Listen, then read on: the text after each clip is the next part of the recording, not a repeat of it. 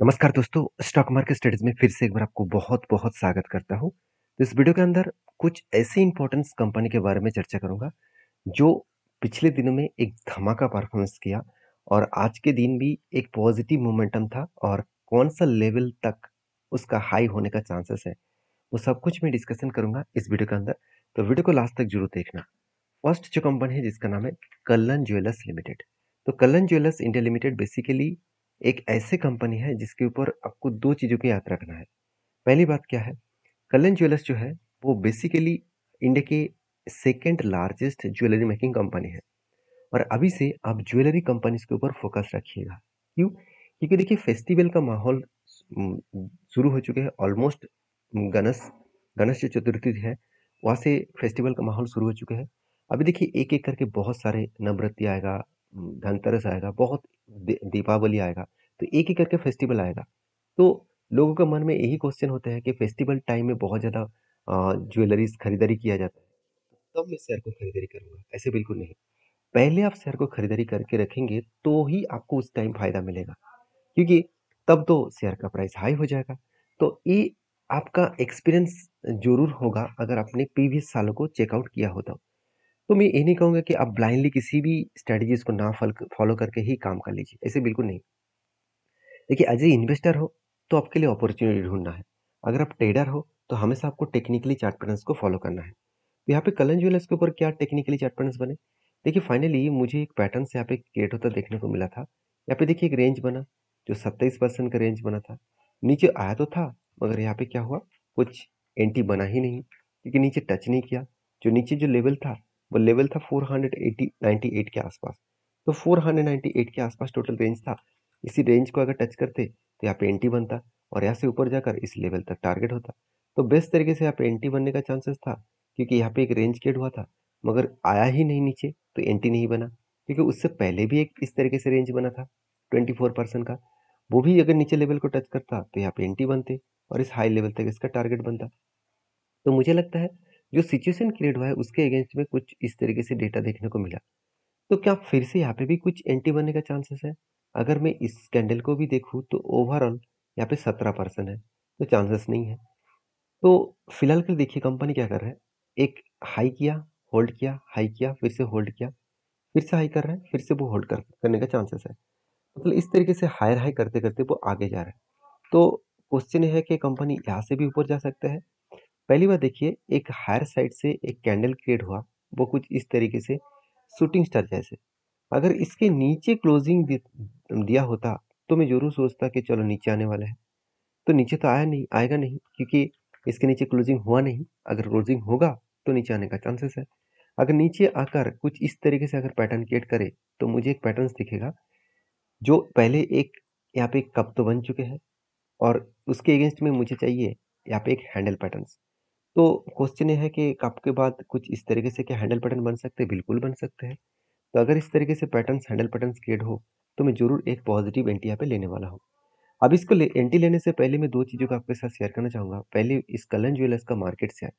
देखिए market share के बारे में बात करूँ तो ऑर्गेनाइज्ड जो ज्वेलरी मार्केट है, देखिए आप आप एक चीज़ों को समझिए, इंडिया में ऑर्गेनाइज्ड ज्वेलरी मार्केट बहुत कम है, अनऑर्गेनाइज्ड ज्वेलरी मार्केट बहुत ज़्यादा है। क्योंकि आप किसी भी गाँव में किसी भी जगह पे रहते हैं, तो आप देखेंगे तो आप रजिस्टर्ड दुकान बहुत कम है और अनरजिस्टर्ड दुकान बहुत ज़्यादा है। लोग खुद ज्वेलरी मेकिंग कर रहे हैं और आपको बेच रहे हैं। तो वहाँ पे प्योरिटी का बहुत सारे दिक्कत आते हैं। तो ओरिजिनल जो मतलब ऑर्गेनाइज्ड जो ज्वेलरी है, उस हिसाब से कंपनी का मार्केट शेयर 6% है। और दूसरी बात, कंपनी के फाइनेंशियल बहुत स्ट्रॉन्ग है। इस बार भी रेवेन्यूज़ हाईएस्ट किया, प्रॉफिट भी हाईएस्ट जनरेट किया। तो जब रेवेन्यूज़ एंड प्रॉफिट बहुत स्ट्रांगली ग्रोथ हो रहा है, तो उस कंपनी के ऊपर कुछ ना कुछ पॉजिटिविटी तो आएगा। कुछ ना कुछ तो पॉजिटिविटी देखने का चांसेस है। बाकी इस कंपनी के ऊपर आपकी क्या राय है, जो मुझे कमेंट्स करके बता सकते हैं। नेक्स्ट जो कंपनी है उसके बारे में चर्चा करूँ, उसका नाम है कैंपस एक्टिवर्स लिमिटेड। तो देखिए फाइनली इस कैंपस एक्टिवर्स के ऊपर मुझे फाइनली वो लेवल्स चाहिए था, वो लेवल्स को ब्रेकआउट करना चाहिए था, वो लेवल को ब्रेकआउट कर चुके हैं। मेरे इतने दिनों का जो पेशेंस था, वो फाइनली आज रंग लेके आया है। तो कितना पेशेंस मैंने देखा वो पहले दिखा दूँ। देखिए कंपनी के ऊपर क्या बना, एक शोल्डर क्रिएट हुआ था, उसके बाद एक लंबा सा हेड बनी। उसके बाद छोटा-सा 2 बार नहीं 3 बार शोल्डर बने। तो यहाँ पे एक बार शोल्डर क्रिएट किया, एक लंबा-सा हेड बने और यहाँ पे 1 बार, 2 बार, 3 बार। 3-3 बार यहाँ पे शोल्डर क्रिएट हुआ और फाइनली उस लेवल को वो ब्रेकआउट भी किया एंड ब्रेकआउट कंफर्मेशन भी यहाँ पे कर चुके थे। तो मैं इंतज़ार कर रहा था कि कब रीटेस्ट करेगा तब एंटी बनेगा, तो फाइनली यहाँ पे रीटेस्ट किया और इस कैंडल में एंटी बने। तो एंटी बनने के बाद हुआ क्या? थोड़ा-सा नीचे आए थे और आज देखिए कितना हाई वॉल्यूम के साथ वो बाउंस बैक कर रहा है। तो हाई वॉल्यूम के साथ बाउंस बैक कर रहा है, इसका मतलब कंपनी ऊपर जाने का चांसेस है, क्योंकि जो रेंज मुझे चाहिए था उस रेंज को ब्रेकआउट भी किया, ब्रेकआउट कंफर्मेशन भी किया। तो पॉसिबिलिटी ज़्यादा है वो टारगेट तक जाने की कोशिश करेंगे और इसका जो टारगेट निकल के आ रहा है करीबन-करीबन 390 रुपीज़ के आसपास। तो अगर मेरा एंट्री लेवल से मैं टारगेट तक इसको देखूँ तो कितना परसेंट का रिटर्न मिलने का चांसेस है? 29%। तो कहने का मतलब है कि अगर आपको कंपनी के ऊपर ट्रस्ट है, कंपनी के ऊपर भरोसा है, तो वो हमेशा आपको अच्छा खासा ग्रोथ दिखाएगा। मान लेता हूँ कंपनी के सेल्स में थोड़ा-सा वोलेटिलिटी है, प्रॉफिट में देखेंगे तो कोई भी वोलेटिलिटी नहीं है। प्रॉफिट तो अच्छा खासा ग्रोथ होता ही चला जा रहा है। 25 से 30 के अंदर ही कंपनी का प्रॉफिट ग्रोथ आपको हमेशा देखने को मिल जाएगा। हाँ, बीच में सितंबर क्वार्टर्स में पिछली बार थोड़ा-सा खराब हालत हुआ था। कोई बात नहीं, इस तरीके से हालत तो चलते रहते हैं। तो आपको सिर्फ ये देखना है कि कंपनी में कितना स्टेबिलिटी है, कितना ग्रोथ है। बाकी आपके क्या ओपिनियन है इस कंपनी के ऊपर ज़रूर कमेंट्स करना, क्योंकि कंपनी के ऊपर मुझे 2 पॉइंट्स बेस्ट लगा। पहली बात, कंपनी के जो मतलब इन्वेस्टर है, वो भी इस कंपनी के ऊपर ट्रस्ट करते हैं। जैसे एफएस ने माल बेचा, उसका सीधा-सीधा फ़ायदा डीएस ने उठा लिया और पब्लिक के पास भी अच्छा खासा होल्डिंग्स है। प्रोमोटर के पास भी होल्डिंग्स है। तो ओवरऑल अच्छा खासा एक होल्डिंग्स पीरियड अब यहाँ पे देखने को मिला। तो बेस्ट तरीके से यहाँ पे होल्डिंग्स देखने को मिले। बेस्ट तरीके से यहाँ पे सिचुएशन बनता हुआ देखने को मिली। तो मुझे लग रहा है जो जो डेटा है, जो सिचुएशन है, वो कंपनी को आगे बूस्ट करने के लिए काफ़ी है। तो बाकी कैंपस एक्टिववेयर के ऊपर एक चीज़ और भी आपको नोटिस कराऊँगा। इस कंपनी का अगर मार्केट शेयर को देखूँ, तो आप देख सकते हैं जो मतलब जितने सारे स्पोर्ट जो ब्रांड्स हैं, मतलब स्पोर्ट का जो ब्रांड्स शूज़ है, वो उस मार्केट में 17% मार्केट को कंपनी कैप्चर करके रख चुके हैं। तो जैसे इतने सारे एथलेटिक्स हैं, इतने सारे स्पोर्ट्स के ऊपर लोग शूज़ खरीदते हैं, फुटवियर खरीदते हैं, तो उसके ऊपर 17% मार्केट शेयर इसी के पास है। और मैं आपको पहले ही बोल चुका हूँ, फेस्टिवल का माहौल आने से पहले ही सारी चीज़ खरीदारी करना शुरू हो चुके हैं। तो देखिए आप खुद ही देख सकते हैं, चार्ट में इस तरीके से जो बाउंस बैक हुआ, आपको क्या लग रहा होगा कि कंपनी इसके ऊपर ऐसे ही कंपनी भागते चले जा रहे हैं? बिल्कुल नहीं। कंपनी के ऊपर ऐसे भागता हुआ सिचुएशन जो दिखा, उसके पीछे एक ही रीज़न है, वो है फेस्टिवल का माहौल आना। तो बाकी आपकी क्या राय है ज़रूर मुझे कमेंट्स करके बताना। नेक्स्ट जो कंपनी है उसका नाम है बीएससी लिमिटेड। तो बीएससी लिमिटेड के ऊपर अगर चार्ट को देखूँ तो पिछले दिनों में एक दिन में 18% का जंप देखने को मिला था। तो ऐसे क्या हो गया कि कंपनी 18% तक जंप देखने को मिल गया? तो देखिए, आपको सबसे पहले चीज़ों को समझना होगा। मैं आपको हमेशा यही डेटा मैं आपके साथ इसीलिए शेयर करता हूँ, क्योंकि देखिए बहुत सारे लोग नेगेटिव कमेंट्स भी करते हैं, कोई बात नहीं। जिसको सीखना है तो वो तो सीखिए और जिसको सीखना नहीं है, जिसको सर सब कुछ पता है, तो वो आपके हिसाब से काम करिए। देखिए, जब अ, इस कंपनी के ऊपर बीएससी लिमिटेड के ऊपर जेफरीज़ ने एक अपडेट दिया था, तब आपको मैंने बताया था कि जेफरीज़ ने भी पॉजिटिव ट्रेंडिंग रखा और मेरा भी व्यू पॉजिटिव है। मेरा व्यू कहाँ पे है और किस लेवल में मैंने एंट्री लिया वो मैं आपको बताऊँगा। उससे पहले ये चीज़ समझिए कि जेफरीज़ ने टा एंट्री दिया था 2850 से, टारगेट रखा था 3100 तक। तो फाइनली वो 3100 तो कब का क्रॉस कर चुके हैं और कंपनी बहुत शानदार टारगेट अचीव किया है। अभी देखिए चीज़ों को अगर बता दूँ, कंपनी के ऊपर यहाँ पे रेंज क्रिएट हुआ था, जो रेंज को मैं बहुत ज़्यादा यूज़ करता हूँ। कंटिन्यूअसली बाइंग का रेंज यहाँ पे बना था, वो भी 32% के आसपास और जब भी इस नीचे लेवल को टच करे, तब इस कंपनी के ऊपर मैं एंट्री लेने वाला था। फाइनली यहाँ पे टच किया, एंट्री बने और धीरे-धीरे करके वो टारगेट को भी अचीव किए।